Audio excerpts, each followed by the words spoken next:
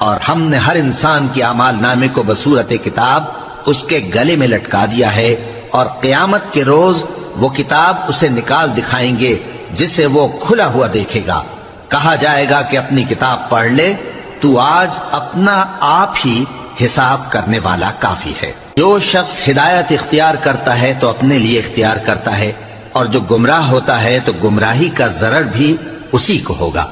اور کوئی شخص کسی دوسرے کا بوجھ نہیں اٹھائے گا، اور جب تک ہم پیغمبر نہ بھیج لیں عذاب نہیں دیا کرتے۔ اور جب ہمارا ارادہ کسی بستی کے ہلاک کرنے کا ہوا تو وہاں کے آسودہ لوگوں کو فواحش پر مامور کر دیا، تو وہ نافرمانیاں کرتے رہے، پھر اس پر عذاب کا حکم ثابت ہو گیا اور ہم نے اسے ہلاک کر ڈالا۔ اور ہم نے نوح کے بعد بہت سی امتوں کو ہلاک کر ڈالا، اور تمہارا پروردگار اپنے بندوں کے گناہوں کو جاننے اور دیکھنے والا کافی ہے۔